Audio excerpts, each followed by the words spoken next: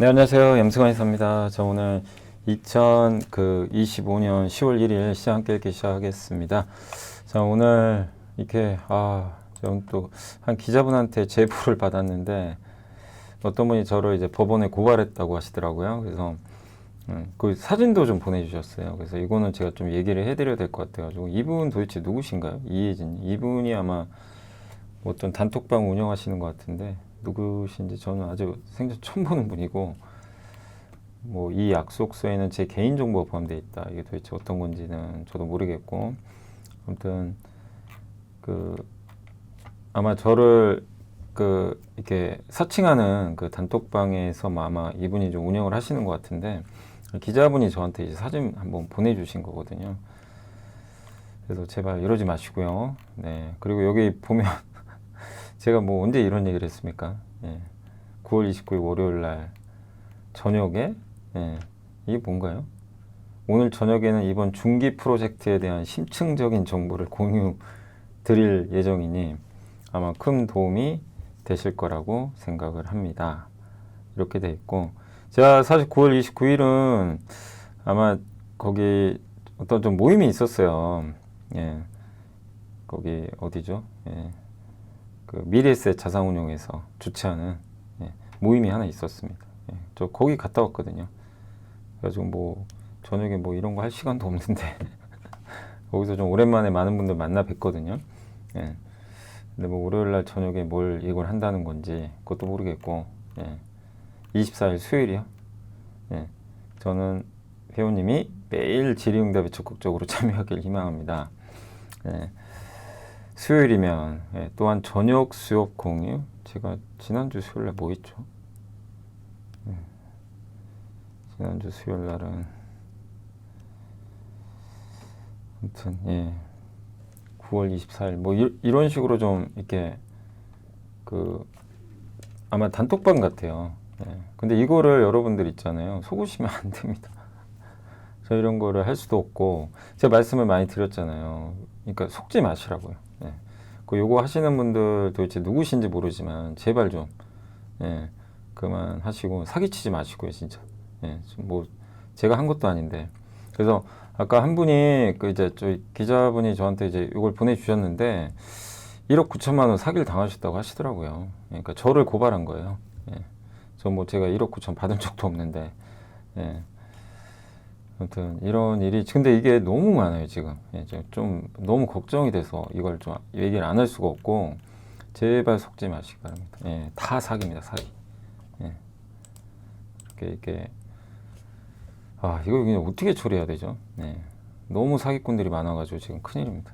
예. 저희 뭐 제보해 주세요. 이제 저희 팀이, 저희의 그 회사에 요거 담당하는 부서가 따로 있어요. 그래서 저도 지금 다 신고해 놨고, 근데 중요한 거 여러분들이 속으시면 안 돼요. 이거요, 뭐 잡을 방법이 딱히 없어요, 사실은. 예. 정말 이게 잡기 쉽지 않습니다. 예. 여러분들 되도록 속지 마시고요. 예. 제가 만약에 진짜 저라고 해도, 제가 만약에 진짜 뭐 그럴 리는 없겠지만 제가 여러분들 앞에서, 예, 뭐 해드리겠습니다, 돈 주세요, 예, 그래도 그건 불법이기 때문에, 예, 여러분들이 꼭 그 걸러내셔야 되고, 그리고 꼭 신고해 주시고, 예, 꼭 경찰서에도 말씀해 주시고, 예, 저희 회사에도 연락해 주시면 되겠습니다. 제발 이제 피해 보는 분들 없으셔야 되는데 큰일입니다, 진짜. 자, 일단 그렇고, 그다음에 오늘 일단 내용들 또 몇 가지 오늘 좀 많아서 어제 못한 것도 있어가지고요. 일단 이제 사칭 좀 주의해 주시고, 이제 미국 증시 마감, 네이버 오늘 좀 빠졌죠. 근데 네이버 딱히 뭐 없어요, 나온 악재가. 근데 이제 골드만삭스가 투자 의견 중립 보고서 있는데 이것 때문에 빠졌을까요? 그건 알 수가 없어요. 근데 골드만삭스는 뭐 네이버를 그렇게 썩 좋게 보는 것 같지는 않고요. 예, 오늘 안 그래도 근데 외국인이 많이 팔긴 팔았습니다. 그 삼성중공업이 미국 FLNG 4조 원 수주 임박했다는 얘기가 있고, JP모건이 이제 글로벌 메모리 헝거 게임 시작됐다. 그 다음에 미국 연방정부 셧다운 돌입됐습니다, 이제. 그래서 이건 좀 악재지만 뭐 증시에 크게 오늘 작용하진 않았고, 소프트 AI 법을 어제 했어야 되는 내용 못했고, 4분기 코스피 전략, 그 다음 K뷰티, 화장품, 투자자 미팅 후기 공유. 요건 이제 요게 아마 조선업종일 거예요. 예. 해외 투자자 후기 공유. 조선인가? 저도 헷갈리네. 조선과 기계였던 것 같은데. 피팅 뭐 괜찮은 내용이고, 바이오, 요것도 바이오, 하이브리드 본도, 요거 이제 한화 비전 얘기고, 엔터, 그 다음에 유통업종, 이제 더현대나 뭐 이런 신세계, 철강 업종, 그리고 삼성전자, LG디스플레이, 기가비스, 한화엔진, 크래프톤, 삼성 E&A, 대덕전자, 케이프, 대한조선, LG전자, ST팜, 인카금융서비스, 가비아까지 설명을 일단 드리도록 하겠습니다. 일단 먼저 이제 미국 증시부터 좀 말씀을 드릴게요. 네, 오늘 10월 1일이죠. 그래서 오늘 요게 화이자 CEO예요. 그리고 이제 트럼프 대통령이 서로 얘기를 했고 약가 인하에 합의했습니다. 그래서 화이자가 오늘 가장 큰 이슈는 이제 약가 인하 동참했다. 근데 오히려 제약주가 급등해 버렸어요. 이제 그 내용 말씀드리고 미국 3대 지수 다 올랐습니다. 반도체 오르고 헬스케어 반도체가 많이 올랐습니다. 금리 조금 올랐고요. 유가는 다시 급락했습니다. 자, 미국 증시는 제약주와 엔비디아 랠리, 그 다음에 화이자가 미국 내 약값이나 AI 데이터 센터 운영업체죠. 코이브가 메타랑 대형 계약을 맺었습니다.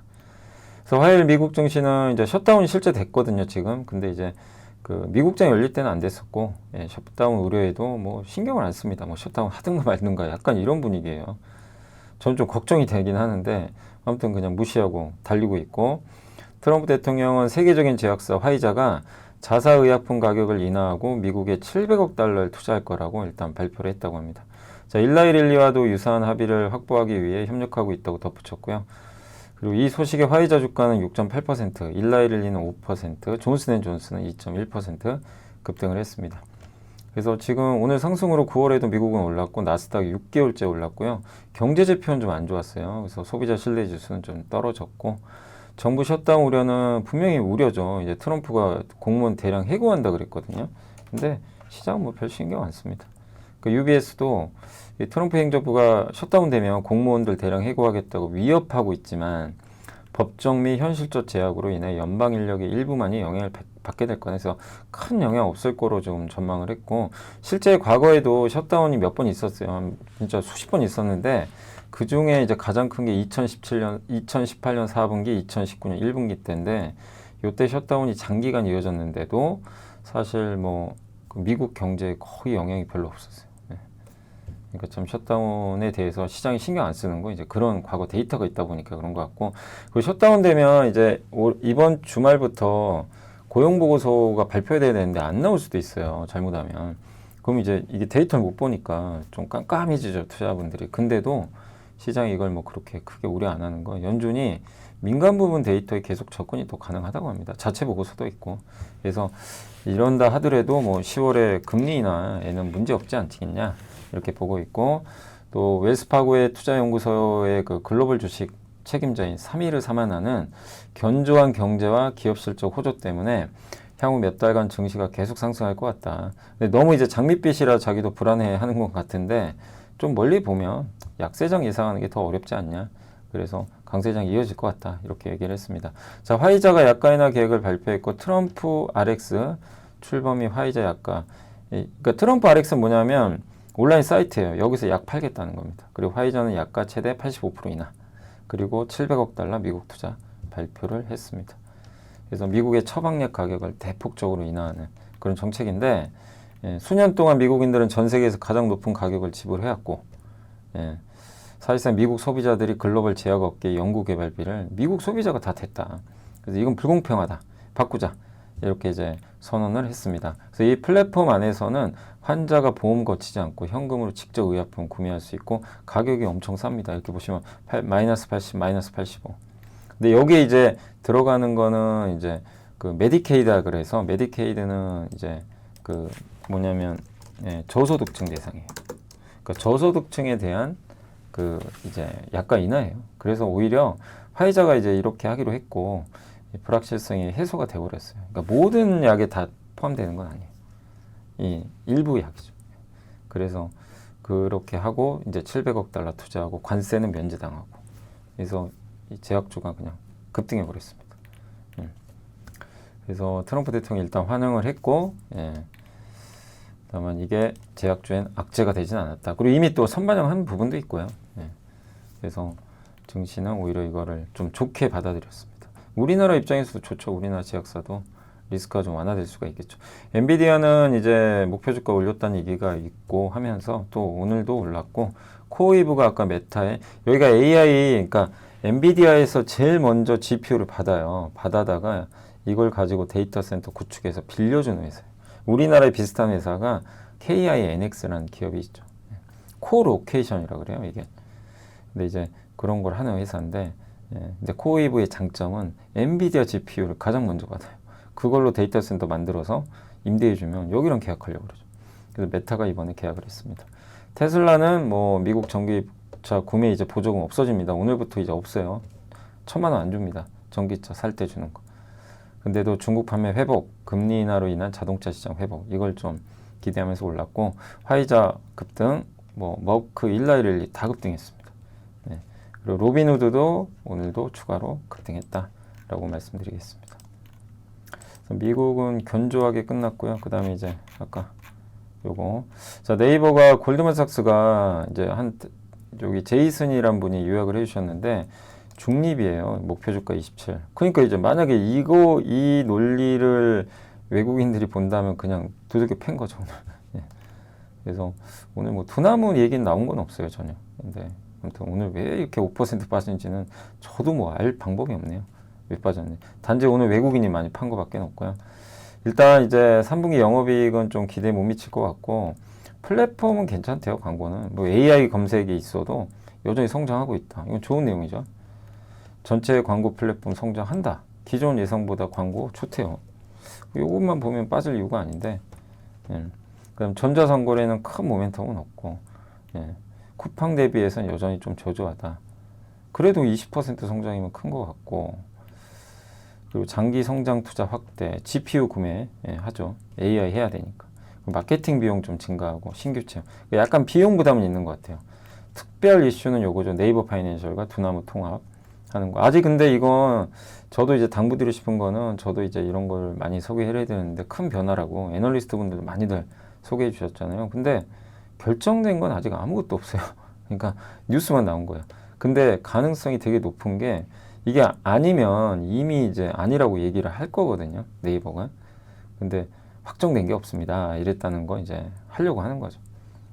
최종적으로 결정될 때까지는 좀 지켜봐야 되겠지만 가능성은 되게 높은 것 같고, 일단 두 회사가 거의 좀 계약에 근접한 건 아니냐 이렇게 보고 있고, 일단 이제 여러 시나리오는 있는데 여기서 나온 내용은 두나무가 네이버 파이낸셜 밑으로 들어가요. 네이버 파이낸셜 밑에 자회사로 들어가고, 그럼 기존 두나무 주주들은 네이버 파이낸셜 주식을 받게 됩니다. 그래서 두나무 기업 가치가 훨씬 크기 때문에 통합을 하게 되면 송치영 이제 두나무 의장이 최대 주주가 되는 거죠.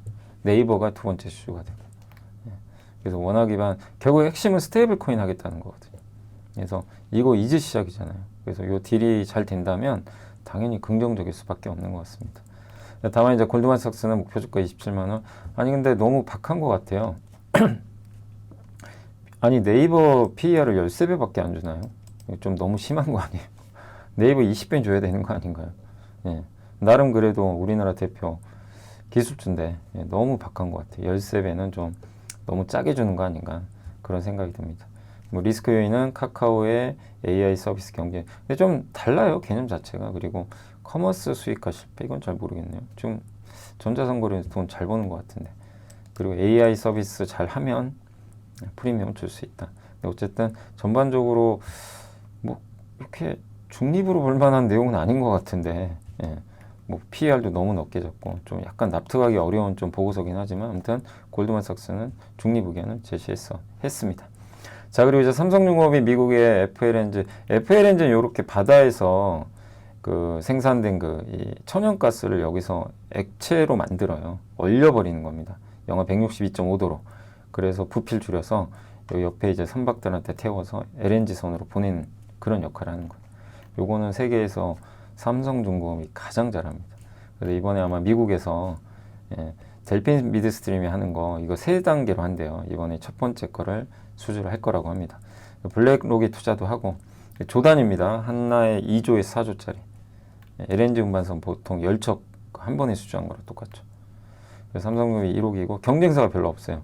사실 중국은 당연히 불가능하고 하나오션과 싱가포르 시트리움은 이게 경험이 좀 부족하대요. 그래서 아마 삼성의 동무대가 될 것 같고 FLNG 수준은 하이로코리아한테 호재입니다. 거기 피팅이 이런 이제 하이로코리아가 해양 플랜트 되게 강자예요.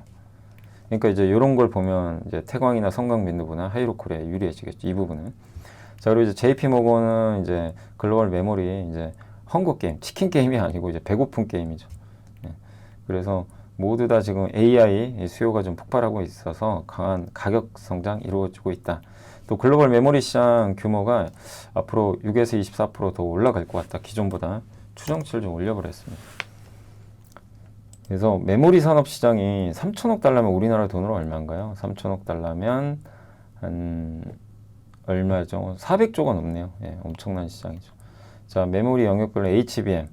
HBM 판가는 원래 내년에 떨어질 거로 대부분 많이 봤는데 요즘 분위기는 안 그래요. 안 떨어질 것 같다 싶게. HBM3는 당연히 떨어지죠. 이건 이제 옛날 제품이니까. 왜냐면 HBM4가 나오니까. 근데 HBM4가 35%나 비쌀 것 같아요. 예, 그래서 가격 안 떨어진다. 전반적으로. HBM 수급 과정 재검토한 결과 27년 내내 HBM 수급은 타이트하다. 예, 그래서 올해 그 3분기에도 올해 그 6월, 7월에 계속 HBM 피크아웃 얘기 계속 나왔거든요. 예, 근데 실제로는 지금 그럴 것 같진 않아요. D램 전례 없는 4년간의 D램 가격 상승 사이클 시작됐다. 27년까지 좋을 것 같아요. 예, 이거는 왜냐하면 AI 투자 사이클이니까 IT 투자 사이클 1900 그때 90년대 후반에 그때 4년 갔거든요. 그러니까 비슷해요 이번에 사이클. 27년까지 이어진다. 이렇게 보시면 되고 소캄 GDDR7 같은 새로운 제품 나오죠. 뭐 심텍이나 TLB가 왜 날라가겠어요? 이걸 하는 회사죠. 예, GDDR7, 소캄2. HBM 덕분에 향후 2년 동안 D램 전반적인 가격은 상승한다. 낸드도 가격 반등이 이제 현실화. 그러니까 낸드는 안 좋았는데 이제 낸드마저도 튀는 거죠.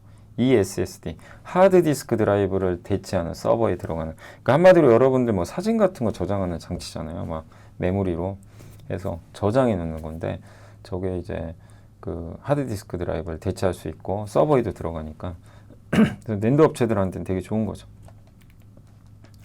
그래서 용량 제약이 지속되는 가운데 메모리 투자는 이제 상향할 것 같고 내년에 이제 내년하고 내후년까지는 메모리 지출이 정말 오랜만에 이제 증가하는 그림으로 갈 것 같습니다. 네, 죄송합니다. 그래서 HBM4도 좋고 HBM4E도 나올 거예요. 예, 그 다음 버전도. 그리고 D램이 조금 더 낫다는 그런 내용입니다. 미국 연방정부 셧다운 들어갔습니다. 자, 그래서 이렇게 한번 이슈들 점검을 해봤습니다. 자, 오늘 이제 보고서 시황부터 소프트 AI 버블이다. 세기말에 펼쳐진 소프트 인터넷 랠리. 그러니까 닷컴 버블을 이끈 대장주가 시스코인 거 아시죠? 그때 옛날에 1990년 후반에 지금 엔비디아랑 똑같은 상황이었어요. 엄청난 투자하니까 통신만 까니까 시스코가 1등 됐고 근데 98년도에 그 러시아 부도 나가지고 한 회사가 망합니다. 롱통 캐피탈 매니지먼트인가요? 아마 그걸로 알고 있는데 그 회사가 퀀트로 이제 돈 많이 벌다가 그 러시아 때문에 이제 망가져요. 그래서 긴급 금리 인하래요. 그러니까 금리 인하를 하니까 어떻게 됩니까? 버블이 생기죠. 그리고 그러면서 주도주가 뭘로 바뀌었냐면 투자가 아니라 소프트웨어 기업들이 날라다녔습니다. 소프트 인터넷이라 그러죠. 그러니까 퀄컴보다 그러니까 그때 여기 그 누구죠? 예. 시스코보다 퀄컴이 훨씬 셌대요. 퀄컴은 모바일 기업인데 어쨌든 주가가 엄청나게 올라갔다고 합니다. 이후 퀄컴 주가는 닷컴 버블과 함께 붕괴됐고 작년 하반기 연준의 금리 인하 이후에도 비슷했다. 당시 팔란티어, 맵로빈, AI. 근데 이들이 더 계속 갈 수도 있어요. AI 소프트. 팔란티어가 굉장히 괜찮죠. 예, 거의 독점 기업이고 너무 비싼 게 지금 너무 비싸고 많이 올라서 못 사는 거죠. 사실 두렵죠. 팔란티어 이게 검은색 보이세요? 엄청나게 올랐어요. 쉽게 사기 어려워요. 근데 주도주예요, 주도주. 그러니까 쉽게 죽지도 않을 것 같고.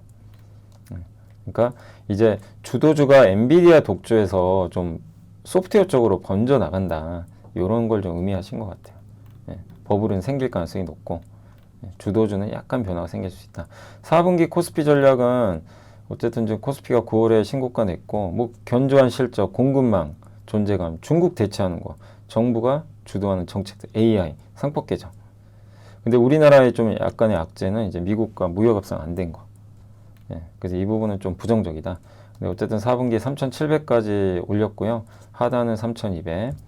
근데 이제 4분기는 조금 약간 변동성 확대에 주의하자 이런 내용인 것 같습니다. 예. 근데 변동성이 좀 이제 확대되면서 증시가 조정받더라도 기존의 상승 추세가 꺾이는 건 아닙니다. 강세장 쪽에서 약간의 조정.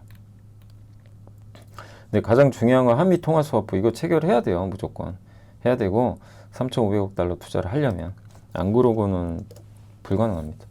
뭐 안 하는 게 나아요. 차라리 통화 스와프나 이런 거 미국이 이게 뭔가 보전해주지 않는 이상 아니 어떻게 3,500달러를 한 번에 줘요. 그거 진짜 말도 안 되는 일이죠. 외환위기 발생할 수도 있어요. 잘못하면.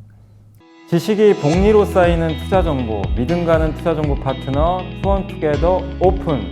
투원투게더란 LS증권에서 제공하는 서비스로 투자자들에게 다양한 정보를 빠르고 정확하게 전달하고 모든 투자자의 성공 투자를 함께 하기 위한 투자 정보 컨텐츠 서비스입니다. 투원투게더는 투원 HTS, 투원 MTS, 사용하는 매체 어디에서나 접속이 가능합니다. 투원투게더 어떤 컨텐츠를 제공할까요? 해외 이슈는 미국 시장 마감 시황, 해외 수급, 해외 증시 일정, 해외 뉴스 등 주식시장 흐름 파악을 위한 해외 시황과 이슈들을 알려드립니다. 시장 읽기는 주요 뉴스 요약, 뉴스 해설, 뉴스 연계 종목 등 주요 뉴스에 대한 빠른 요약과 관련 이슈에 대한 정보를 알려드립니다. 종목 톡톡은 수급 특징주에 대한 분석과 투자 아이디어, 실적 속보 등 종목에 대한 다양한 정보를 알려드립니다. 보고서장은 리서치센터에서 발행하는 보고서, 모닝 미팅, 공시, 그리고 증권사별 종목에 대한 요약 정보를 알려드립니다. 주식 배우기는 함께 배우기, 투자 상식 등 투자자들이 알아야 할 전문 지식과 투자 칼럼 및 자료에 대한 정보를 알려드립니다. 투원투게더와 함께 성공 투자를 만들어 보세요. 네, 환시장이 난리가 날 겁니다. 그래서 저거는 절대 받아들일 수 없는 거고 절대적으로 한미 통화 스와프를 해야 돼요. 네, 그걸 우리는 계속 요구를 해야 될 것 같습니다. 그래서 4분기는 약간 좀 쉰다는 뭐 느낌도 드는데 어쨌든 일단 마지막 좀 고비다. 정상을 가기 위한 이런 좀 고비로 좀 생각하고 계신 것 같습니다. 화장품도 요즘에 분위기가 뭐 물론 APR만 좋긴 하지만 전체 분위기 그러니까 리포트는 다 좋아요. 한국이 소프트웨어 파워가 돋보인다. 소비재 수출이 자본재 수출을 넘어섰다. 화장품은 20%나 성장했고 수출이 그 다음에 K뷰티는 문화가 되는 거죠. 그래서 화장품 수출 꾸준히 증가, 글로벌 전역의 K뷰티 수요 확대. 26년에도 한국 화장품 수출 2자릿수 이상 성장. 관세 영향은 그래도 좀 상대적으로 제한적이고 그리고 이 미국이나 이런 나라에서 K뷰티 수입을 엄청 많이 하고 있죠. 현재 미국과 일본의 한국산 화장품 수입이 23, 43인데 압도적 1위입니다. 같은 기간 프랑스산 수입은 15에서 23%로 비중이 떨어져 버렸어요. 그러니까 우리가 프랑스를 다 제껴버린 거죠. 그리고 온라인 채널 확장되죠. 또 틱톡에서 본 제품을 구글에서 검색한 다음에 아마존에서 구매하는 흐름으로 가고 있대요.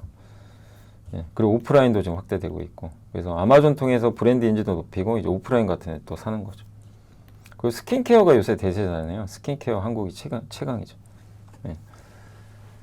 그리고 여기에 유럽, 중동까지도 진출하고 있고 그런 부분들이 이어진다라는 내용이고 APR가 그 달바글로벌 좀 탑픽으로 하셨고 아까 제가 라이브 할 때도 한 분이 달바글로벌 19번에 사셨다고 뭐 이렇게 올려주셨는데 좀 아쉬운 게 조금 비싸게 사셨잖아요. 근데 지금 구간이 좀 부담은 없죠. 근데 최근에 VIP 자산운용도 달바글로벌을 지분 투자했고 다만 주가가 잘 가진 않습니다. 왜냐하면 3분기도 실적이 예상을 좀 하회할 거란 얘기가 좀 있어요.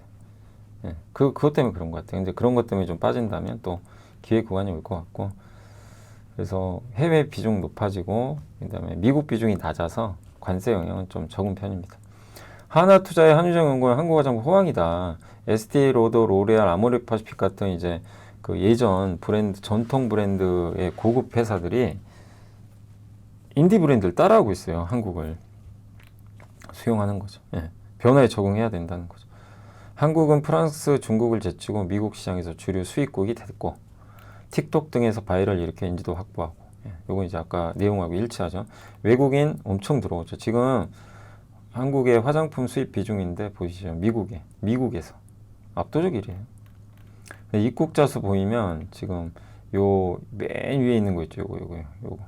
요 손이 25년도 입국자 수입니다. 월별로. 제일 높게 있죠. 그러니까 구조적으로 지금 늘어나는 거예요. 최대 기록이던 2016년 대비해서 지금 중국은 근데 엄청 줄어든 건 사실이죠. 네. 중국인 단체 관광객은 2016년 대비해서 마이너스 89.6% 감소. 근데 이제 어제부터 무비자 그저께부터죠. 입국 시작됐으니까. 그러면 이제 단체 관광객이 많이 회복되겠죠. 근데 외국인 소비액은 식당에서 제일 많이 쓰고 그다음 화장품에서 쓴다고 합니다. 그다음 피부 미용 이런 거 쓰고요. 올리브영 방문 고객 비중이 80%예요. 외국인. 한국에 방문한 외국인은 다 올리브영 그냥 간다고 보시면 돼요. 기본으로. 그러니까 우리가 어떤 특정 나라 여행 갈 때 뭐 일본에 간다면 그 돈키호테들 많이 가시죠. 예, 그런 것처럼 한국에 오면 그냥 올리브영 가는 거죠. 그래서 이런 구매금이 여기서 그치지 않고 예, 우리나라 화장품을 접한 다음에 미국 가서 또 사는 거예요. 온라인 통해서. 굉장히 이제 효과가 큰 거죠.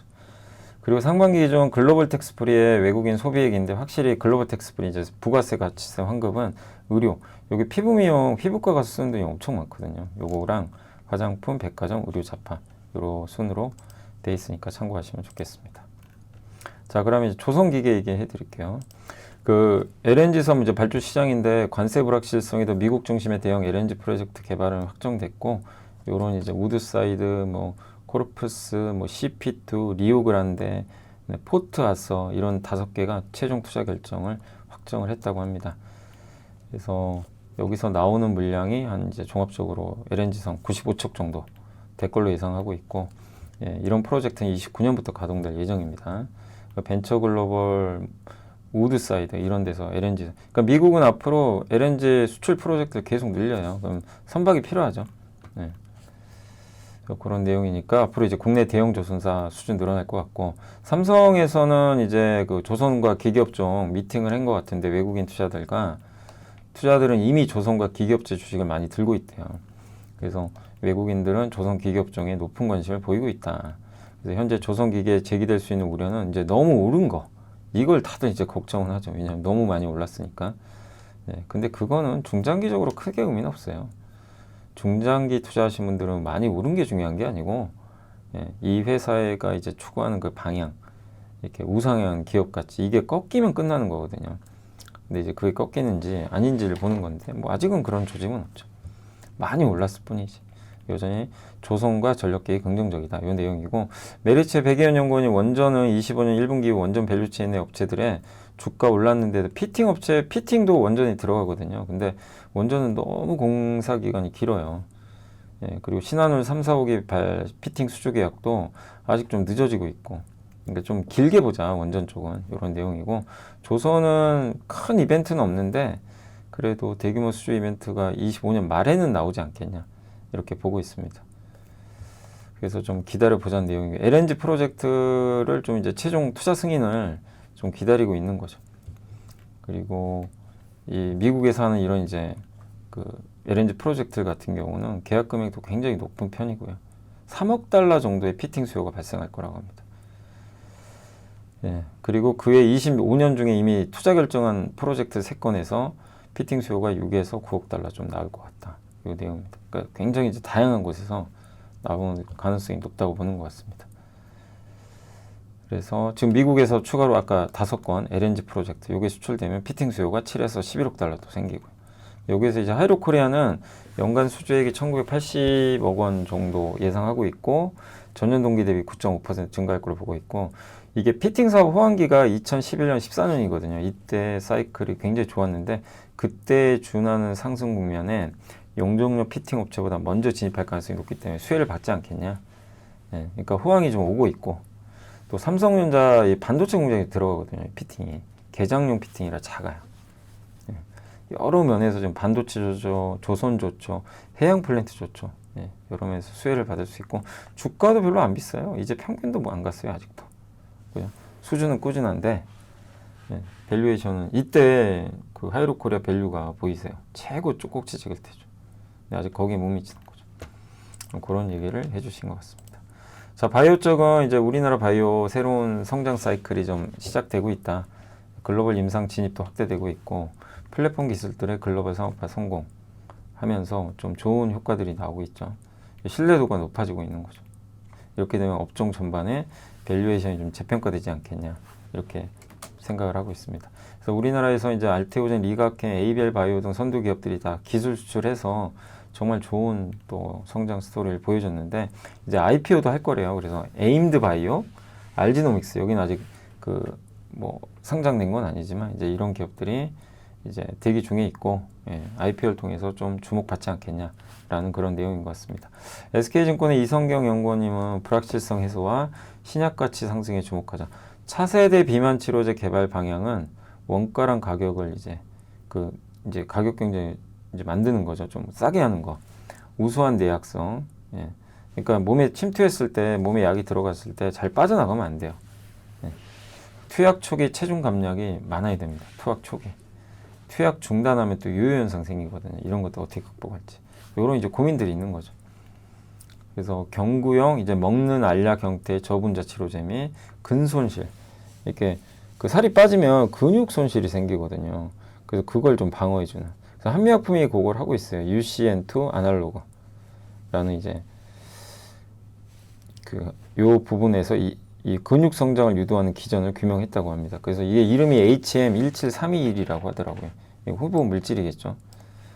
그래서 체내 에너지 대사를 촉진시키는 갈색 지방을 증가시켜가지고 근육을 좀 늘어나게 만든다. 이렇게 좀 돼 있는데 어쨌든 이 부분은 이제 앞으로 좀 기대가 되죠. 그러니까 비만 치료제의 단점을 해결할 수 있는 그런 기술을 좀 확보하고 있다. 그래서 최근에 한미약품이 아주 좀 잘 가고 있고요. 자, 반도체 쪽은 하이브리드 본드인데 하이브리드 본딩은 뭐냐면 우리가 본딩이 뭐예요? 칩이 있고 기판이 밑에 있으면 붙이잖아요. 붙일 때 동그란 이런 숄더볼 있죠. 얘를 이제 녹여서 붙여요. 저거를 저런 것들. 근데 U 범프는 좀 더 미세한 거죠. 얘가 좀 제일 크고 미세하고 하이브리드는 거의 보이지도 않아요. 정말 작은 거죠. TC 본딩은 TSV랑 이제 범프를 거치면서 그 전송당 소모 전력이 상대적으로 높다고 합니다. 요게 이제 TC 본딩 하는 거죠. 하이브리드 본딩은 이게 성능 기존 30-40% 전력 전환이 가능하고 모든 측면에서 하이브리드 본딩이 좀 우위예요. 27년부터 HBM이 적용할 것 같고 단순히 기술적 우위 넘어서 시장 규모 측면에서 폭발적인 성장기에 제공할 걸로 보고 있습니다. 현재 그 DRAM 3사 HBM 생산 능력이 40만 장인데 내년까지 증설하면 한 50만 장까지 확대가 될 걸로 좀 보고 있습니다. 그래서 전체 28년도에 HBM4E가 이제 본격적으로 좀 침투를 해서 50% 점유율을 차지하면 전체 월 35만 장에서 그 하이브리드 본딩을 채택해서 이제 이 치과 어떻게 보면 이 HBM이라는 걸 완성을 하는 거죠. 근데 이거를 지금 본딩 쪽에서 제일 장비 잘 만드는 회사가 한미반도체죠. 한미랑 네덜란드의 배시 이런 기업들이 있는데 이제 하이브리드 본딩 쪽은 지금 일단은 배시가 가장 앞서 있고 그 다음에 저기 그 하나비전이 이게 쫓아가는 그런 양상인 것 같습니다. TC 본도는 천장당 1.5에서 2대 필요한데 기본적인 접합 장비죠. 근데 하이브리드 본디어는 2대가 필요하다고 합니다. 그래서 앞으로 뭐 굉장히 많은 수요가 좀 창출되지 않겠냐 이렇게 좀 생각을 하고 있습니다. 현재 하이닉스가 2개의 회사와 이거를 공동 개발 및 평가 중에 있고요. 네덜란드의 배시는 로직 반도체 분야에서 이미 하이브리드 본딩을 좀 개발한 경험이 있다고 합니다. 그래서 좀 유리하다. 하나비전 역시 최근 테스트에서 긍정적 결과를 얻은 걸로 알려졌대요. 그래서 좀 기회 구간도 생길 수 있다. 그래서 결국에 하이브리드 본딩 시장 이렇게 칩과 칩을 붙이는데 이렇게 동그란 건 다 보이죠. 근데 얘는 보이지도 않는 거. 이걸 채택을 하는데 이제 과연 누가 좀 선도 업체가 될까 이런 좀 내용이니까 참고를 해주시면 좋겠습니다. 자, 이제 엔터인데 엔터는 이제 더 큰 그림을 그려보자. K-팝 데모넌터스가 히트를 쳤고 뭐 정말 놀라운 일. 이제 이런 내용도 좀 지겨우시죠. 하도 많이 들어가지고 이제 아마 머릿속에 다 들어가셨을 거예요. 새롭지는 않고요, 이제는. 근데 어쨌든 이런 부분들이 우리나라 K-팝을 몰랐던 외국인들한테도 알려주는 그래서 그 진입 장벽을 낮추게 됐고 K-팝 수용성을 이제 높여주게 된 거죠. 그러면 이제 우리나라의 힘들이 세지죠. 유명 프로듀서 및 아티스트의 협업도 많이 할 거고, 애니메이션, 게임, 영화 이런 걸로도 확산될 거고, 글로벌 파트너사의 K-팝 기업 프로젝트 참여도 확대될 것 같고, 브랜드 광고 및 IP 이제 라이선스 협업도 통해서 돈을 더 벌 수 있는 기회들이 생기겠죠. 또 넷플릭스, 유튜브, 틱톡, 글로벌 게임 플랫폼 등 글로벌 플랫폼에서 K-팝을 소재로 한 콘텐츠가 끊임없이 이제 생성이 되는 거죠. 이제 새로운 그 팬덤층이 계속 유입되는 거고, 기존 K-팝 그룹의 팬덤 확장이 국내, 아시아, 북미, 남미, 유럽 순으로 이루어졌는데, 오히려 이제는 아예 애초부터 미국에서 활동하는 그런 이제 아티스트들 나오죠. 캐치아이가 하이브가 한 건데, 이제 저는 외국인이죠. 근데 팔로워 수가 무려 그 K-팝 아티스트 중에 3위에 올랐어요. 아니, 데뷔한 지 얼마 안 됐는데 월간 조회수 1위. 11월 또 북미 투어까지 한다고 합니다. 그 정도로 성장한 거예요. 또 놀라운 일이죠, 진짜. 그리고 그 하이브의 멀티홈, 멀티 장르 전략 알아. 그러니까 해외에서도 따로 만들겠다는 거죠, 아티스트들을. 그리고 또 한 가지 놀라운 게 이제 코르티스라고 일단 하는데, 이제 코르티스가 이제 굉장히 지금 뭐 흥행하고 있죠. 보이그룹인데 데뷔한 지 얼마 안 됐지만, 그래서 지금 가파르게 지금 성장하고 있고, 뭐 미국 중심으로 유의미한. 그러니까 하이브가 좀 저는 괜찮다고 보는 게, 물론 지금 방시혁 의장 이슈가 있잖아요. 그래서 그것 때문에 주가가 좀 당장은 좀 오르긴 좀 어렵겠지만, 기본적으로 시스템을 잘 갖춘 기업 중에 하나고, 또 미국에서 이런 신인 그룹들이 성과를 낸다는 건 굉장히 놀라운 일이죠. 그리고 에이펙 정상회의 앞두고 또 여러 뭐 뉴스들 나올 텐데, 뭐 중국이 열어주면 좋은데 한알령 뭐 아직까지도 열어주진 않아요. 좀 답답한 상황입니다. 그래서 일단 좀 주목할 건 내년에 핵심 IPM BTS가 컴백을 하게 되고 이제 본격적인 활동합니다. 미국 현지화 그룹 캐치아이 수익화, 투어 규모도 확대됐고, 그다음에 이제 MD 이제 아마 굿즈 같은 그 상품들의 매출이 계속 증가하면서 좋은 실적을 낼 것 같고, 내년에 4개 회사 합산 영업이익이 9,700억, 24년도에 정말 괜찮았는데 그때보다 156% 성장을 할 걸로 좀 가정을 하고 있습니다. 특히 하이브는 올해 대비 최소 2배 이상의 마진 성장이 기대된다. 그리고 BTS 투어 규모가 시장 기대치를 상회하고, 코르티스 같은 이제 신인 그룹이 잘해준다면 더 상행이 가능하겠죠. 그래서 엔터에 대한 시각은 상당히 긍정적으로 보시면 좋겠습니다. 자, 유통은 이제 지금 외국인들이 한국에 많이 오잖아요. 근데 유통업종 3분기 괜찮다는 얘기고, 백화점이 제일 좋습니다. 이게 백화점이에요. 지금 확실히 4분기에 더 좋죠. 편의점도 회복, 대형, 요거는 이제 왜냐하면 소비 쿠폰도 좀 있을 것 같고, 대형마트도 회복 4분기에. 다음 면세점은 안 좋아요, 여전히. 근데 면세점도 낙폭을 줄이죠. 그러니까 전반적으로 다 분위기는 좋아집니다. 소비 심리 여전히 좋고, 외국인 많이 오고, 이거 당연히 내수의 호재죠.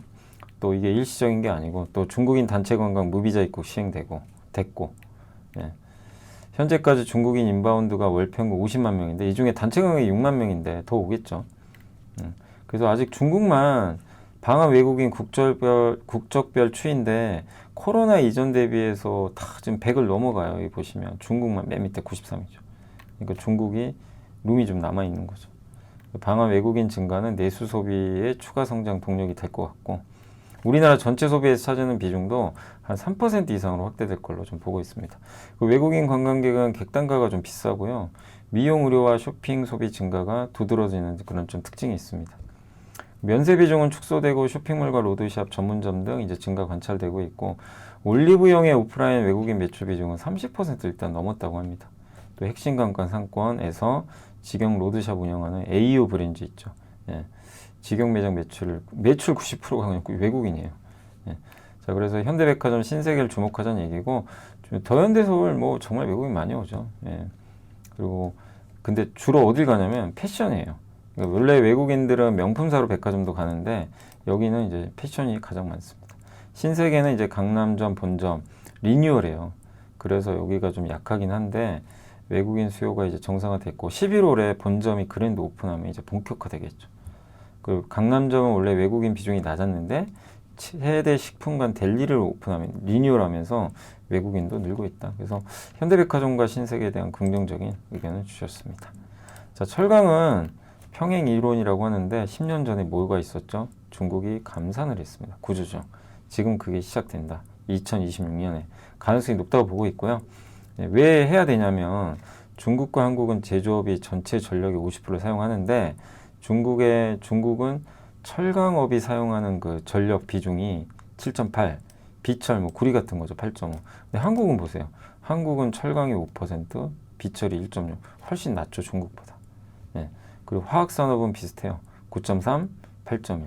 그러니까 한국이나 중국이나 화학이 차지하는 그 전력 비중이 높은데 철강은 달라요. 철강은 중국이 7.8이나 쓰는데 우리는 5%. 비철은 1.6밖에 안 돼요, 한국이. 뭐냐면 중국이 한국에 비해서 철강 산업이 쓰는 전력 소모가 너무 많다는 거예요. 이 얘기는 뭐예요? 너무 아직도 공급이 많다는 얘기죠. 중국과 한국의 IT 산업 전력 사용량 비중은 중국은 2.3밖에 안 돼요, IT가. 전력 사용. 우리는 그냥 IT가 압도적입니다. 20.1. 예. 그러니까 중국 정부가 반도체 AI 이런 걸로 계속 가기 위해선 철강 구조조정을 해야 된다는 얘기예요. 너무 그쪽이 전력 사용이 많다. 예. 이제 그 내용을 좀 언급해 주셨고, 그래서 26년부터 3년까지 아마 30년까지 구조조정 나서지 않겠냐 이렇게 좀 보고 있는 것 같습니다. 중국의 철강 수요는 이미 이제 정점을 좀 지났고 철강 산업의 특성상 GDP가 낮은 한 자릿수로 내려간 이후에 이전 정점을 회복한 사례는 일단 찾을 수가 없다. 예, 이렇게 좀 보고 있습니다. 그래서 철강 수요 자체는 이미 정점은 좀 끝났기 때문에 아마 과잉 설비 규모는 이미 늘었고 구조조정 할 수밖에 없지 않냐 이렇게 보고 있는 것 같아요. 비철은 뭐냐면 이제 구리죠. 구리 재련하는 건데 전 세계 동재련 시장의 절반이 중국이에요. 압도적이죠. 이게 비철 전력 사용 비중 비교인데 중국이 압도적입니다. 비철도 얼마나 많이 이거 생산하는 거예요. 그죠? 공급 과잉이라는 얘기죠. 중국의 동재련 시장은 그래서 2015년 하반기 중국 철강 시장과 좀 비슷하다. 중국 정부가 구조조정 할 것으로 예상해서 지방 정부는 보조금 통해 생산량을 지금 안 줄이고 있대요. 줄여야 되는데. 재련 수수로 마이너스 갔기 때문에 서로 이제 제살 깎아먹기 하고 있어요. 그래서 결국 철강, 거기다 비철금속, 구리까지 다 구조조정 하지 않겠냐. 그렇게 되면 돈 가격이 급등하겠죠. 공급이 줄어드니까. 얼마 전에 프리포트 맥모란이 인도네시아 광산 사고로 돈 공급에 이제 차질이 예상되니까 돈 가격이 막 급등해 버렸거든요. 예. 그만큼 돈 공급이 적다는 얘기죠. 지금. 예. 그러니까 동 수급이 타이트하다. 돈 가격은 구리 가격은 슈퍼사이클 진입했다고 판단하고 있고, 그 다음에 환경 차원에서 ESG 차원에서 개발하는 게 이거 환경 파괴가 좀 있잖아요. 그래서 어렵지 않겠냐. 생산량은 감소하고 수요는 증가. 그럼 가격 오르는 거죠. 이렇게. 예. 이렇게 보고 있는 것 같습니다. 그래서 탑픽은 현대제철, 풍산이고, 풍산은 목표 주가 204,000원이고요. 포탄도 구리도 씨가 말랐다. 이런 내용이고 실적 좋을 거라고 합니다. 방사는 카트리지 사업과 같다. 프린터가 많이 팔리면 카트리지 수요가 증가하듯 K2와 K9 팔리면 포탄이 들어가잖아요. 그 포탄 누가 만들죠? 풍산. 그리고 동사업 하고 있고. 예. 보수적인 경영 차원에서 뭐 이게 그 155mm 포탄이 공급이 부족하거든요. 근데 이걸 이제 증설을 하는 것 같아요. 2배로 확대하면서 생산 능력이 기대감이 큰데 이게 근데 초기부터 100% 가동하는 건 아니죠. 예. 어쨌든 포탄 시장 공급자 우위 시장 초기부터 가동률을 끌어올려 공급을 일단 늘리면 수급을 완화시킬 필요가 없다. 유럽보다 더 큰 수익을 거둘 수 있는 중동에서 포탄 신규 주문이 나오는 경우 그 대비도 가능하다. 이런 내용입니다. 우리는 중국이 철강만이 아니라 비철도 구조조정을 실시할 걸로 본다. 풍산의 목표 주가는 204,000원. 그래서 우리 보통 이제 철강만 할 거로 보는데 여기서는 비철도 하지 않겠냐라는 그런 의견인 것 같습니다. 그래서 풍산에 대해서도 좋은 시각을 말씀해 주셨습니다. 자, 그리고 여기 철강까지 했고 우주항공 하나 있는데 이건 뭐냐면 이제 레드시프트란 보고서가 나왔대요. 그래서 이제 미래에셋증권의 박강래 연구원이 이거 구글링 해보시면 구글 검색하면 이 레드시프트란 보고서가 있다고 합니다. 그래서 영어로 돼 있으니까 좀 해석하기 좀 어렵긴 한데 이제 이분이 좀 정리를 해주셨고 한마디로 핵심 그거예요. 중국이 우주도 굴기하고 있다. 미국에 도전한다. 예, 급격히 성장하고 있다. 미국의 우주 리더십에 중대한 도전이 되고 있다. 이게 핵심이에요. 그러니까 중국이 모방만 하는 게 아니라 이제 정말 미국을 앞서려고 노력을 하고 있고 그래서 여기 안주하면 안 된다는 거죠. 중국의 위협에 대비하자. 이런 내용입니다. 그래서 국가가 주도하고 그 다음에 혁신, 뭐 민간도 같이 하는 하이브리드 모델. 예, 요게 첫 번째가 있고, 예, 있고요. 그 다음에 그 우주 실크로드 전략. 이건 뭐냐면 실크로드 만들어서 우주에서 다른 나라를 도와주는 거예요. 잘 못하는 국, 개발도상국을 중국이 장악하는 거죠. 우리가 도와줄게 막 이렇게 해가지고 설치도 해주고 자기품 만드는 거죠. 발사 인프라 지금 스페이스X가 최강인데 중국도 만만치가 않아요. 지난 10년간 발사 인프라 계속 확장을 했고, 그 다음에 IS 이게 국제 우주 정거장이거든요. 2030년 종료되는데 이거 앞두고 중국이 만든 게 텐궁 우주 정거장이래요. 이거를 이제 요 ISS 퇴역 이후에 여기가 이제 장악하려고 하는 것 같아요. 미국 입장에서 보면 굉장히 부담스럽죠. 또 달과 화성, 이건 오히려 중국이 앞서고 있어요. 달과 화성. 달에 저기 뒷면 가서 토양 샘플에 왔잖아요. 샘플 채취해서. 또 달 남극에 로봇 기지 만들려고 그러고 28년에 화성 이제 샘플 귀환을 위한 태논 3 발사 계획도 있습니다. 한마디로 중국의 위협이 이제 우주 쪽에서 무서운데 이게 위기가 기회다. 그래서 우주 굴기가 더 이상 미래 가능성이 현실적이니까 이걸 냉정히 봐야 되고, 중국은 우주몽이란 명확한 국가 비전 아래 이걸 실천하고 있고 무서운 속도로 성장하고 있다. 그러니까 미국 방심하지 말고 더 투자를 해야 된다. 약간 이런 내용이고, 미국의 행동 계획, 그래서 보조금 투자하고 환경 검토, 규제 완화하고 위성 많이 쏘고, 그죠? 그러니까 간소화 얘기가 많아요. 돈 투자하고, 예, 적극적으로 투자를 해야 된다. 예, 통제 최대 간소화, 예, 데이터 무료로 배포하고, 그래야 중국의 굴기를 막을 수 있다. 그래서 우주 산업도 너무 중요하다는 거예요. 여기서 이제 우리나라 기업들도 지금 한 몫을 할 수도 있고, 한국도 우주가 너무 중요하죠. 안보 목적으로 정찰 위성. 그러니까 세트레가이가 괜히 가는 게 아니거든요. 방산 목적이잖아요. 관찰하는 게 어떻게 보면. 네. 상당히 그런 부분에서 수혜가 예상되고, 우리나라에도 이제 검증된 회사들이 있고, 이노스페이스도 좀 성공하면 좋겠어요. 그 발사체 이제 얼마 안 남았는데, 그래서 우리나라가 좀 새롭게 또 민간 기업들이 우주항공이 중심이 되기를 기대해보고, 지금 미국에서 이런 보고서 나왔다는 건 우주항공도 이제 뭐다? 안보가 들어갑니다. 네. 그러면 돈이 중요한 게 아닌 거죠. 그런 의미로 받아들이셔도 좋을 것 같습니다. 요게 좀 올려야 되겠네요. 자, 이제 기업들, 삼성전자 시장 기대보다 실적 좋을 것 같고요. 또 파운드리 사업부가 가동률이 상승하고 일회성 비용이 좀 축소되면서 실적 좀 좋을 걸로 이번에 조고 있습니다. 그러니까 파운드리가 2.9조 까먹었어요. 지난 분기에. 근데 0.7조, 2.2조를 이제 어떻게 보면 줄이는 거죠. 그 다음에 반도체 가격 오르는 거 아시죠? HBM 테스트 통과는 좀 늦어질 수도 있대요. 근데 뭐 크게 우려는 안 된다. 왜냐하면 통과가 늦더라도 HBM4가 탑재되는 루빈과 MI400 시리즈가 이게 내년 3분기에 본격 출하된대요. 그러니까 그때까지 시간이 있으니까 뭐 우려될 건 없다. 목표 주가 올렸고요. LG 디스플레이도 요새 분위기 좋습니다. OLED 지정학적 리스크, 중국을 대체하는 이제 BOE 대체하는 거죠. 그 몫을 LG가 가져갈 것 같고, 또 성수기 진입하고 있고, 그 다음에 공장 매각도 있었고, 여기 투자했던 요 부분에 대한 감가상각비도 이제 끝나가요. 그럼 당연히 비용 줄고 실적 좋아지는 거죠. 네. 그 BOE OLED 패널 수입 금지 결정했죠. 이건 당연히 긍정적이고, 미국 하원에선 국방부가 적대국에서 제조되거나 영향받는 기업의 OLED 패널을 조달하지 못하고, 민간 기업까지도 갈 수 있는 거죠.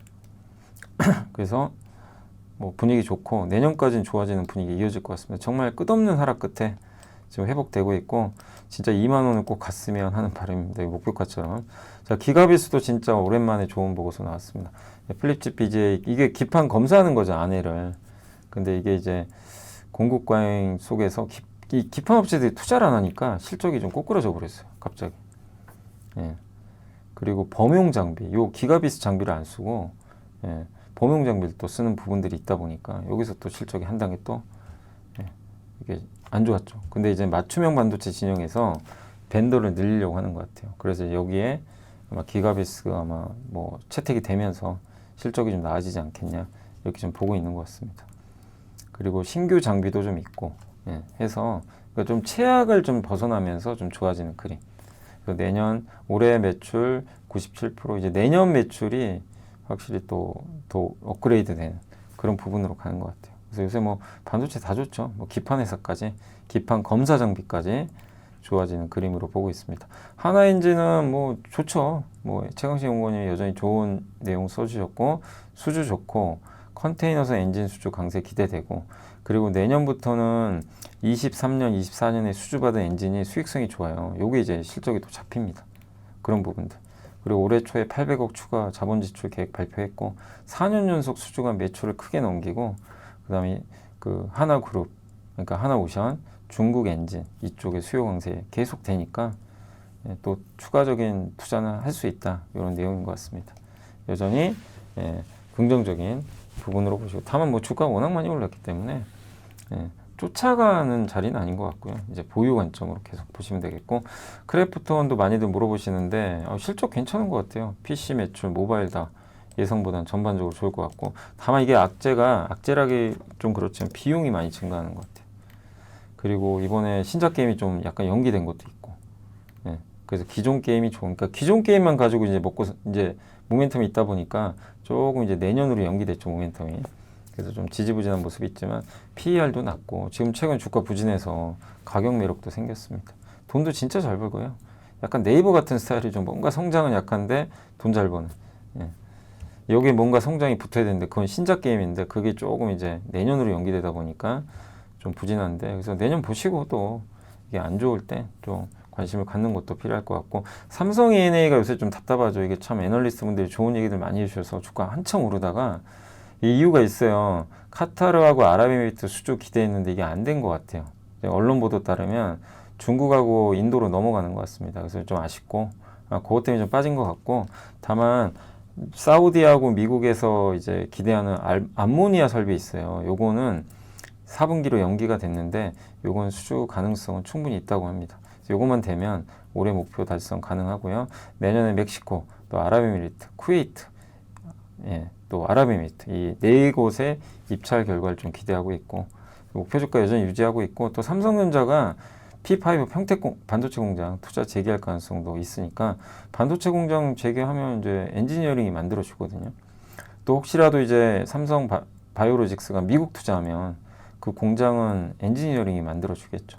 이런 이제 그룹사 물량도 있고 하기 때문에 그래서 당분간은 조금 부진하겠죠. 저 기대했던 게 좀 안 되니까.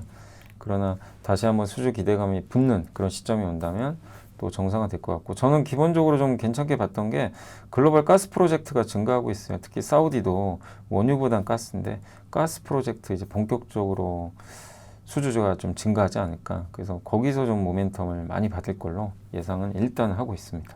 그래서 좀 긴 호흡으로 보시면 되겠고 대덕전자도 요새 뭐 완전 뜨겁죠. 예, 기판에서들 다 뜨겁습니다. 그래서 MLB 기판, 예, 저게 이수페타시스랑 같은 거죠. AI 기판, 또 메모리에 들어가는 기판, DDR5, GDDR7 좋죠. 거기다가 플립칩 BGA, 예, 요게 이제 PC 같은 데 들어가는 거, 자동차. 여기도 가동률 올라가고 있고 전반적으로 다 좋아져요. 지금 내용은. 그리고 감가상각, 그동안 투자 많이 했죠. 플립칩 BGA를 투자하니까 비용 들죠. 감가상각비 아시죠? 요게 이제 거의 다 줄고 있고. 네. MLB는 AI에 들어가는 기판인데 요거는 2배 수준의 생산 능력을 확대할 걸로 계획을 하고 있습니다. 그러니까 끝없이 빠지던 대덕전자가 드디어 부활을 했고 예, 조금 더 남아있지 않냐 이런 생각을 하고 있습니다. 케이프는 아까도 한 분이 물어보시더라고요. 근데 뭐 되게 독특한 기업이죠. 옛날에 많이 설명해드렸죠. 증권사가 있고 조선 기자재를 둘 다 같이 하는 회사죠. 근데 엔진, 실린더, 라이너 이거 전 세계에서 90%를 일본과 케이프가 독점하고 있어요. 그래서 이 회사들 제품 없으면 엔진 못 만듭니다. 실제로. 예, 정말 경쟁력이 있다. 그렇게 옛날에 한번 제가 기억이 나고 최근에는 중국향 대형 타입도 공급이 확대되고 있고 4년치 일감 확보했고요. 그리고 교체용 시장이 더 커요. 이제 선박을 오래 몰다 보면 그 엔진 같은 게 이제 마모되니까 부품이 꼭 교체해줘야 되거든요. 근데 교체할 때 엄청 비싸게 들어간대요.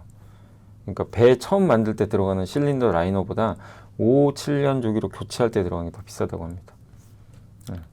그래서 케이프는 동종 기자재 업체 대비 차별화된 고수익성, 거기다가 증권사도 갖고 있고 두 가지 양수 겸장이죠. 예. 배당 수익률도 높은 편이고 그래서 여전히 좀 매력 있지 않나라고 말씀을 드리겠습니다. 그래서 오늘 이제 다 일단 해드렸고 공시 좀 보여드릴게요.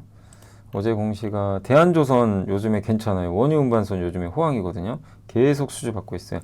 원유 운반선 시장이 좋으면 대한조선입니다. 예, 여기는 비중이 이쪽이 제일 높기 때문에 LG전자가 인도법인 이제 IPO 한대요. 상장. 그래서 어제 공시가 떴어요. 예, 당사 인도법인의 인도시장 IPO 따른 그 매각한다. 지분 15%를 팔 거예요. 그래서 그걸 현금화해서 그래서 아마 요 돈이 이제 들어오겠죠. 예. 그래서 예상하는 공모 규모는 1.8조 원 수준이고, 예, 현재 현금성 자산이 1.1조인데 여기 이제 인도 증시 상장 통해서 돈 들어오면 뭐 주주환원도 하지 않겠냐. 주주환원 한다면 더 좋겠죠. 그래서 이 부분은 그때 작년에 현대차인가요? 그거랑 좀 비슷한 흐름인 것 같고, ST팜 참 주가 안 좋습니다 요새. 근데 기업가치 재고계획 발표했고, 예, 연결 매출 28년까지 5천억. 작년 매출이 2,700억이니까 이제 매출 2배 이상 늘 걸로 보고, 원료 의약품 만드는 기업이 이제 올리고, RNA 치료제라 그러죠. 또 앞으로 주주 소통도 강화하겠다 언급을 했습니다. 그리고 2008년에 올리고 전용 공장 만들면서 이제 설비 확장했고, 현재 3위입니다 글로벌 생산 역량은. 최근에 이 제2 올리고동 이제 공장 증축하고 신축하고 있어요. 이렇게 되면 이제 세계 최고 수준의 생산 능력을 갖추게 될 겁니다. RNA 치료제는 이제 병의 근본 원인을 없애주는 거거든요. 그래서 상당히 이제 앞으로 성장 가능성이 높은데, 이게 희귀 질환에서 만성 질환으로 점점 넘어가면서 시장이 점점 커집니다. 네. 그래서 세계 최고 기업이 되겠다 이렇게 목표를 세웠습니다. 그래서 이게 후보 물질이에요. ST팜이 갖고 있는 이런 후보 물질들, 아니 요 후보 물질 개수죠. 요게 RNA 치료제. 예. RNA 치료제가 후보 물질이 많다는 건, 예, 이 ST팜의 전방 이 수요 시장이 이만큼 크다는 얘기예요. 예. 그래서 요게 많아지면 많아질수록 원료 의약품 수요가 느니까 이건 긍정적이고, 그 다음에 ST팜의 연결 매출액 추이인데 보시면 이렇게 꾸준히 늘어날 걸로 지금 보고 있습니다. 매출액 꾸준히. 작년에 좀 정체됐다가 다시 올해 정상 궤도. 자, 인카금융 서비스는 보험 이제 약간 모아다가 이제 보험 상품을 판매해주는 회사죠. 근데 여기 최병채 대표가 또 샀습니다. 가비아는 아까도 한 분이 물어보시더라고요. 주가 많이 올랐죠. 근데 미리 스트레터직 이머징 마켓 여기 또 샀어요. 6,300주. 계속 장내 매수를 하고 있다라고 말씀드리겠습니다. 자, 그래서 오늘 이제 여기까지 한번 설명을 해드렸습니다. 그래서 오늘 일단 이제 보고서나 주요 내용들은 다 말씀을 드렸고, 그럼 시장 보고 마무리하겠습니다. 오늘 일단 여기 보시면 삼성전자나 이쪽은 좋았죠. 네, SK하이닉스 상당히 좀 좋은 분위기였고, 그리고 오늘 아침에 바이오가 좋았다가 조금 오후엔 힘이 없었고요. 오늘 두산 확실히 반도체가 제일 좋아요. 여전히 반도체가 중심이고, 네이버는 오늘 외국인들 아까 보니까 외국인이 많이 팔았더라고요. 14만 주 정도. 예. 그래서 일단 단기 차익과 아까 골드만삭스 리포트가 좀 영향 주지 않았나 저는 그렇게 보고 있고요. 그다음에 크게 뭐 변화된 건 삼성 SDS 좋았고, 마린솔루션, APR 이 정도 좋았습니다. 뭐 딱히 다른 건 별거 없네요. 코스닥은 오늘 심텍, ENF 그냥 반도체 날이죠. 시어스테크, 여기는 의료 AI 쪽으로 알고 있고, 하나마이크론, 고용, 두산테스나, YC 다 뭐 거의 반도체 소부장. 다만 오늘 빠진 거는 우리기술투자. 이게 이제 한마디로 그 창투사죠 여기도. 스테이블 코인 관련해서 아마 네이버랑 뭐 그런 기대 때문에 올랐다가 좀 빠지는 거 아닌가 싶고요. 그 다음에 카페24는 뭐 뚜렷한 이유 없이 빠졌고, 원택도 큰 이슈 없이 좀 빠졌고, 예. 이쪽이 요새 좀 분위기들은 별로 안 좋아요. 그래서 코스닥은 좀 차별화됐고, 확실히 그냥 심택 혼자 그냥 요즘에 완전히 독주하는, 예. 그러니까 이 반도체 소부장은 여전히 좀 강한 모습이고, 동진세미캠도 벌써 4만 원 넘었고요. 예. ISC도 8만 원까지 거의 이제 들어왔습니다. 오늘 코스닥에서는 일단 가장 셌던 게 캠트로닉스, TLB, 예, 그다음에 심텍, 태광 좋았고요. 두산테스나까지, 유니셈도 좋았고, 거의 소부장 기업들이고, 빠진 거는 오늘 파마리서치가 좀 많이 빠졌네요. 사면 로봇주도 좀 빠졌고, 쌈지엔터, 휴젤, 피부 미용 쪽은 안 좋았던 것 같습니다. 코스피 쪽은 해성 DS 맞죠? 이게 이제 돌아선다고 한번 보고서 보여드렸잖아요. 근데 오늘 15% 급등했고, 하나엔진도 10%, 풍산 급등했고, 대덕전자, 두산, APR, 농심, 하이닉스. 반면 오늘 일정실업, 코오롱 모빌리티, 하나투자, 여기다 스테이블 코인 관련주죠. 두나무 쪽. 그래서 두둑 맞아버렸고, 네이버, 그러니까 네이버만 빠진 게 아니라 이쪽 업종 전체가 그냥 다 빠져버린 것 같아요. 나머지는 그렇게 크게 뭐 흔들린 건 없는 것 같습니다. 그리고 오늘 요새 고객 예탁금이요 엄청 많습니다. 지금 개인적으로 주식 엄청 팔아가지고 예탁금이 76조나 돼요. 예, 정말 어마어마한 수치인데 저게 다 대기 자금이에요. 주식 살려고 지금 기다리고 계시고 오늘도 개인은 엄청나게 팔았습니다. 1조 2천억 팔았어요. 외국인 9천억 팔. 정말 어마어마한 매수입니다. 시장 쉽게 지금 죽을 분위기는 아닌 것 같고요. 그리고 섹터는 반도체. 예, 반도체 후공정 좋았네요. 오늘은 조선기자재 반도체. 여기가 유독 좋았고 반면 오늘 스테이블 코인, 인터넷, 면세, 중국 소비주는 좀 맞았고 증권주 이런 쪽은 좀 부진했다. 로봇까지 이렇게 말씀드리면서 마무리를 하도록 하겠습니다. 자, 그래서 오늘도 이렇게 좀 시청해 주셔서 감사드리고 내일 이제 목요일이고 이제 연휴가 시작되는데 뭐 내일까지 증시가 뭐 이렇게 괜찮을 거는 같아요. 뭐 크게 나쁠 건 없는 것 같고 다만 여기서 증시가 뭐 흥분해서 막 급등하거나 막 급락하지는 않을 것 같고 견조하지 않겠냐 이렇게 좀 생각을 일단 하고 있습니다. 조금 이게 너무 좁게 보지 마시고 시장은 넓게 좀 보세요. 넓게 보시고 대응을 하시면 좀 좋지 않을까 싶습니다. 그리고 내일 이제 영상 올려드리고 이제 긴 연휴라 제가 또 다음 주 금요일 있죠. 다음 주 금요일은 시장이 열리는데 그때는 제가 없습니다. 제가 없기 때문에 방송을 할 수는 없고 미리 다 찍고 가야 돼요.